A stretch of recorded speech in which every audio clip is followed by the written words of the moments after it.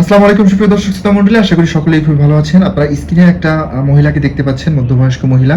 তার হাতে আপনারা অনেকগুলো টাকা দেখতে পাচ্ছেন। আসলে তার হাতে কেন এত টাকা, তার কি সমস্যা, আমরা বিস্তারিত খুঁটিনাটি জানবো।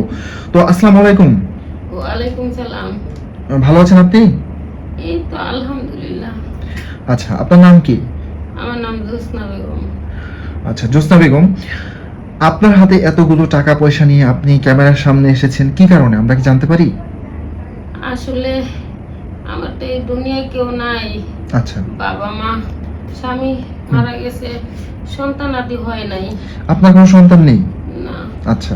তো এখন আমি যেহেতু অসুস্থ, ডাক্তার বলছে বড় জোর আর 1 বছর টাইনা মাইনা মনে হয় আমি এই দুনিয়াতে থাকতে পারবো। আচ্ছা। তো অতএব আমার তো টাকা পয়সা সবই আছে, হুম হুম। কিন্তু আমাকে দেখার মতো কেউ নাই।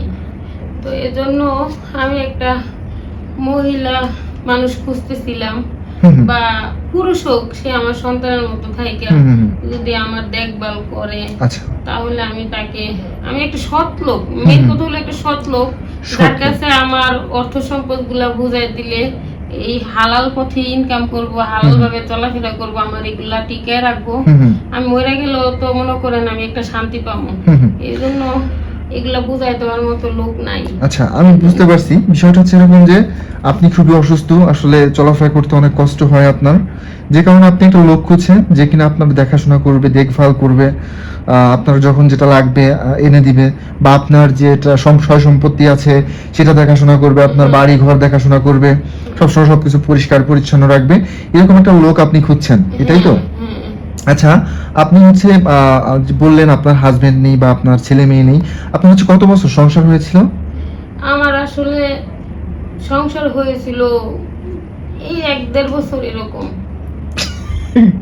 একটু আয় বলেন। হ্যাঁ, ওইখান থেকে কাটেন না। তা কইবো এতদিনের ভিতরে সন্তান হয় নাই? হয় নেই কোনো একটা কারণে 2 বছর 3 বছর বলেন। আচ্ছা। আচ্ছা। আচ্ছা জোসনা বেগম, আমি যেটা বলতে, আচ্ছা জোসনা বেগম, আপনার হচ্ছে সংসার হয়েছিল কত বছর? আসলে আমার সংসার হয়েছিল বিগত 5 বছর। আচ্ছা। কিন্তু সন্তান নেওয়ার অনেক চেষ্টা করছিলাম। হুম হুম হুম। আসলে সমস্যা আমার, জি। তো সমস্যা আমার অনুযায়ী আমার ছেলে মেয়ে হয় নাই। হ্যাঁ। তো আমার স্বামী আমাকে অনেক ভালোবাসতো, আচ্ছা। সেই ক্ষেত্রেই ও আর বিয়েটিও করে নাই। হুম হুম হুম। এভাবেই ছিল, কিন্তু হঠাৎ করে স্ট্রোক করে আমার স্বামীটাও মারা যায়। তো আচ্ছা। আমিও আর সেই ভালোবাসা, স্বামীর কাছ থেকে যে ভালোবাসাটা নিয়ে আমি এতদিন রইছি, হ্যাঁ, ওটা হ্যাঁ। নিয়ে আমি মরতে চাই। আমি মনে করেন বিয়েও আর বসি নাই। বিয়ে আর করেন তো না। এখন শেষ পর্যায়ে দেখা যায় যে আমি চলার মতো আমার পাশে কেউ নাই। তাই আমি এরকম একটা সৎ লোক খুঁজতেছি, যেই হোক, হুম। যেন আমি সবকিছু মরার আগে ওর হাতে দিয়ে যাইতে পারি।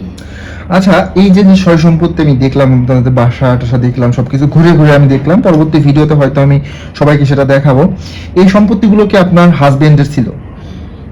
না, মূলত এই সয় সম্পত্তি যা ছিল হুম হুম। আমার বাবার। আপনার বাবার? হ্যাঁ, আমার বাবার। তো আচ্ছা। আমার স্বামীরও কেউ ছিল না। আচ্ছা। অতএব আমার স্বামী আমার বাড়িতেই থাকতো, আমার বাবার বাড়িতেই। আচ্ছা আচ্ছা, তো বুঝতে পারছি। আসলে সে যদি বাইচা থাকতো, অতএব আমার যদি এরকম অবস্থা থাকতো, তাহলে তো আমার স্বামী পাইতো। হুম হুম তো এখন আমার স্বামীও মারা গেছে, আমারও কেউ নাই। হুম। এর জন্য আমি চাইতেছি সৎ একজন ব্যক্তি, যে যে নাকি আমার এগুলো দেখভাল করবে, বা আমি যে কয়দিন বাইচে থাকবো আমাকে যেন একটু যত্নে রাখে, যত্নে বা রাখে। দেখাশোনা করতে করে। পারে, আমার যখন যা লাগে আইনা যেন দিতে পারে।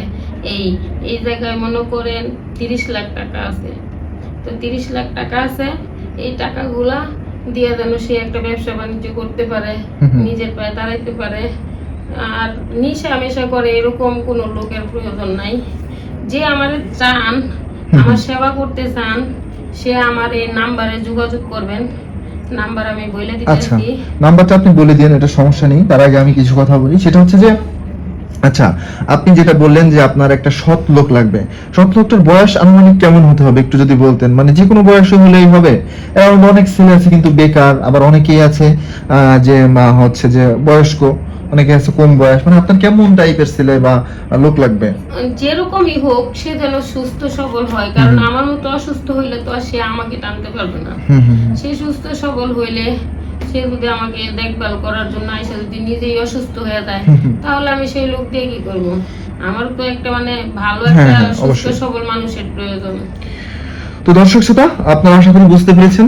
ছোট্ট করে যদি বলি, আমাদের এই আন্টি এমন একজন লোক হচ্ছে যে কিনা সুস্থ সবল, বয়স যেমনই হোক কোনো সমস্যা নেই, মেয়ে হোক বা ছেলে হোক তাতেও তার কোনো সমস্যা নেই, তার কোনো ছেলে মেয়ে বা আত্মীয় স্বজন মা বাবা কেউ নেই এই পৃথিবীতে। সে একান্তই একা একটা লোক, অসুস্থ লোক। ডাক্তার বলছে সে আর সর্বোচ্চ হয়তো 1 বছর আর কি বাঁচতে পারে, এটা হচ্ছে ডাক্তারের কথা। তো আসলে জন্ম মৃত্যুর কথা একমাত্র মহান আল্লাহ তাআলা ছাড়া কেউ বলতে পারে না।